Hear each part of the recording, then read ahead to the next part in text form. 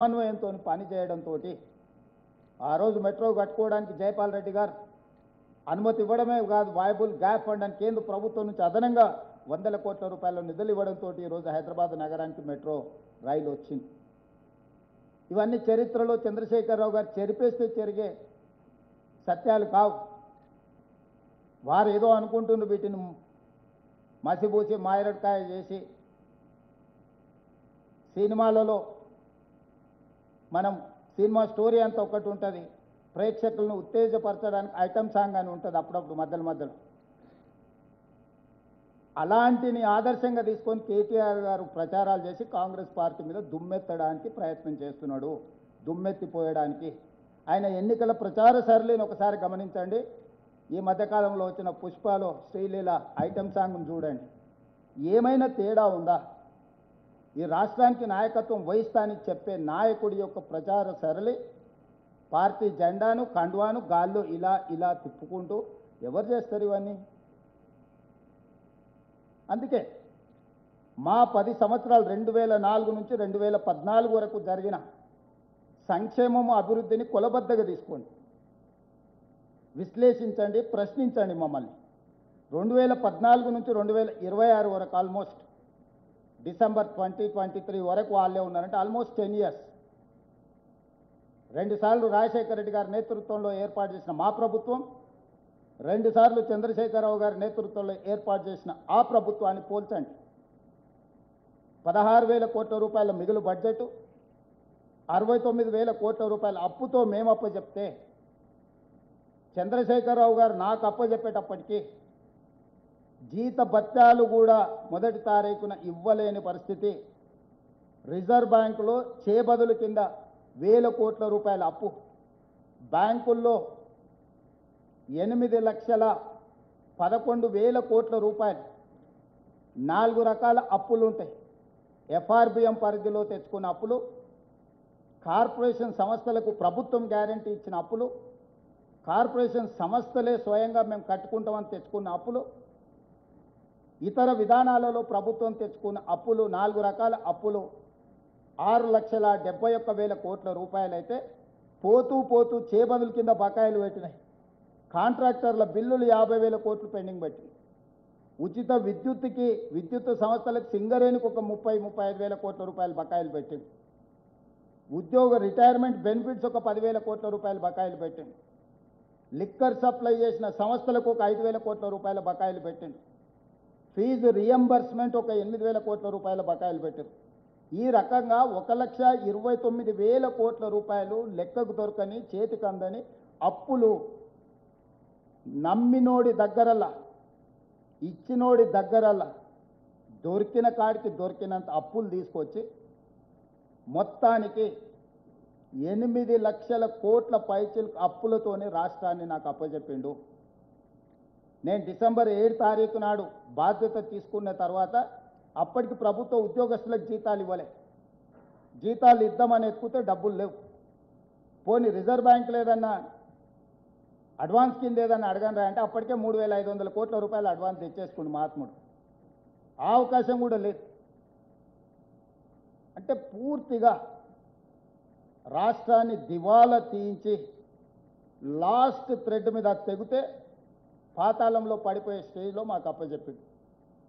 ఇప్పుడు నేను అడుగుతున్నా, ఈ 10 సంవత్సరాలల్లా వారు నిర్మించింది అమరవీరుల స్తూపం, చెర్లులు పడి పర్రెలు వాసి 60 కోట్లతో మొదలుపెట్టి 250 కోట్ల అవినీతి, బాబాసాహెబ్ అంబేద్కర్ విగ్రహం 65 కోట్లతో మొదలుపెట్టి 200 కోట్ల రూపాయల అవినీతి, సెక్రటేరియట్ 400 కోట్ల రూపాయలతో మొదలుపెట్టి 2,000 కోట్ల రూపాయలకు పెరిగింది. కమాండ్ కంట్రోల్ రూమ్ 300-400 కోట్లతో పెడితే 1200-1300 కోట్లకు పెరిగిపోయింది. 1,00,000 కోట్ల పైచీలకు 1,02,000 కోట్ల రూపాయలు కాంట్రాక్టర్లకు బిల్లు చెల్లించిన కాళేశ్వరం 3 ఏళ్ల కట్టడం కూలేశ్వరం అయిపోవడం జరిగింది. వారు కట్టిన కమాండ్ కంట్రోల్ రూమ్తో ఒక ఉద్యోగం వచ్చిందా? వారు కట్టిన సచివాలయంతో ఒక ఉద్యోగం వచ్చిందా?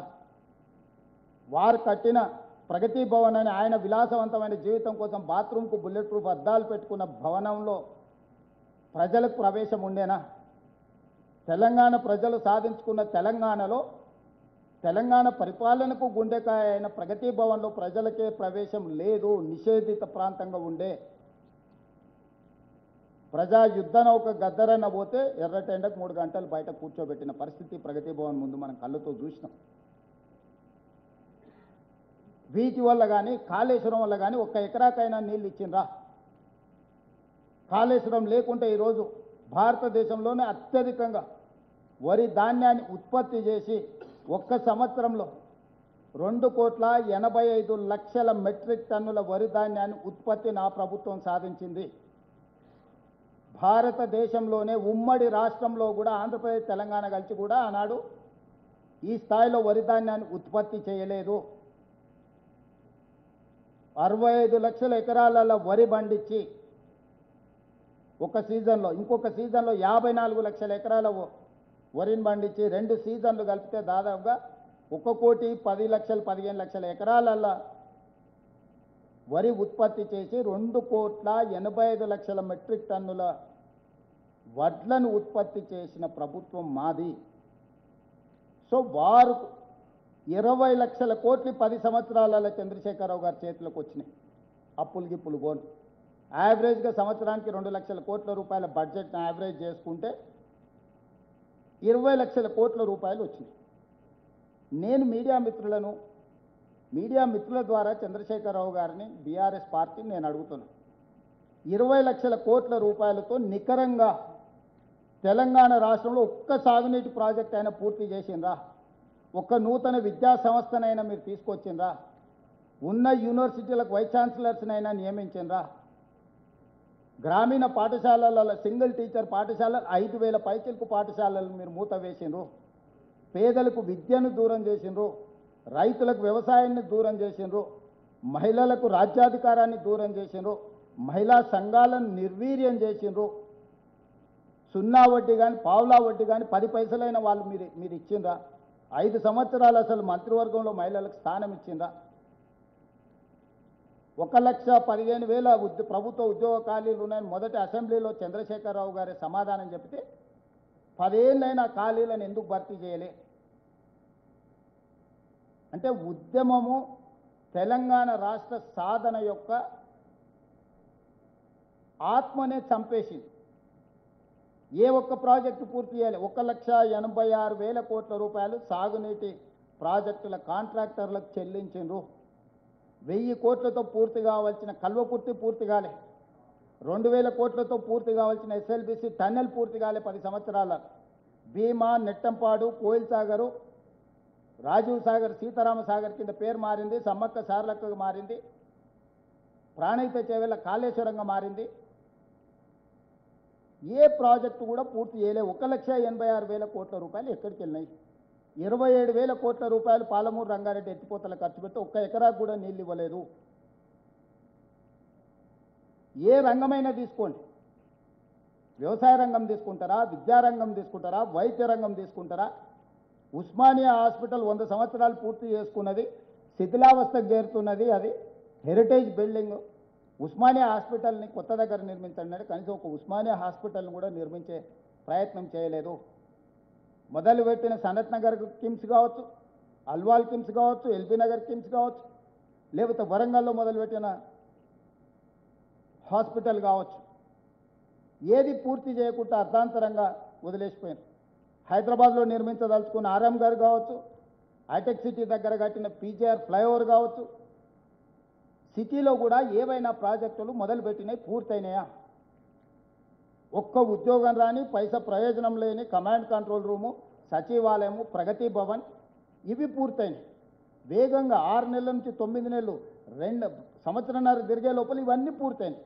ఇవన్నీ ఎవరి ప్రయోజనం కోసము? ఎవరి మీద నిఘా పెట్టడానికి? ఎవరి వాస్తు దశ దిశ అంటారు. ఆయన దశనే చక్కా లేకపోతే దిశ మారుస్తే ఏమొస్తుంది? ఆయన కొడుకు జీవితంలో ఆ రేఖనే లేదు. సొంత చెల్లెల్ని బుక్కెడు బువ్వ పెట్టకుండా బయటికి గంటేసినోడు, మాగంటి గోపి తల్లిని బజార్లో అవమానించినోడు, సొంత చెల్లిని మాగంటి తల్లిని అవమానించిన వాడు ఈ మహిళలకు రక్షణ కల్పించలేనోడు ప్రజల యొక్క అభిమానం చురగొంటాడని తండ్రి అనుకుంటే కన్న ప్రేమ గుడ్డిది అని అన్నారు కదా. ధృతరాష్ట్రుడు ఎట్లయితే కళ్ళకు గంతలు కట్టుకొని ఆయన పిల్లల యొక్క దుర్మార్గాలను భరించిండో ఈరోజు ఆ పరిస్థితి తెలంగాణలో దాపురించింది. నేను వచ్చిన తర్వాత డిసెంబర్ 7, 2023 ప్రజాపాలన ఇందిరమ్మ ప్రభుత్వం ఏర్పడ్డ తర్వాత మీరేం చేసిందని మమ్మల్ని అడుగుతున్నారు. ఎస్, అది ప్రతిపక్షం బాధ్యత, మమ్మల్ని అడగాలి, మేము చెప్పాలి. అది మా బాధ్యత చెప్పడం. అడగడం వాళ్ళ అధికారం, చెప్పడం మా బాధ్యత. అధికారాన్ని చేపట్టిన 48 గంటల్లోనే ఈ రాష్ట్రంలో ఆడపిల్లలకు బస్సుల్లో ఉచిత ప్రయాణానికి నేను సంతకం పెట్టినా. ఈనాటికి 7,100 కోట్ల రూపాయల ఆడబిడ్డలకు ఉచిత బస్సు ప్రయాణం వల్ల లబ్ధి చేకూరింది. నష్టాలలో ఉన్న ఆర్టీసీ రోజు లాభాల బాటలో నడిపిస్తున్న నేను రాజీవ్ ఆరోగ్యశ్రీ నిర్వీర్యం చేస్తే దాన్ని పునరుద్ధరించి 5 లక్షల నుంచి 10 లక్షల రూపాయలకు నేను పెంచిన. ముఖ్యమంత్రి సహాయ నిధి నుంచి రాజీవ్ ఆరోగ్యశ్రీ నుంచి ఈ 22 నెలల్లో దాదాపుగా 3,500 నుంచి 4,000 కోట్ల రూపాయలు నా ప్రభుత్వం ఖర్చు పెట్టింది. వదిలేసిన అన్ని హాస్పిటళ్లను కొలిక్కి పట్టుకొచ్చినాము పూర్తి చేయడానికి. 3,000 కోట్ల రూపాయలతో ఉస్మానియా హాస్పిటల్ పనులు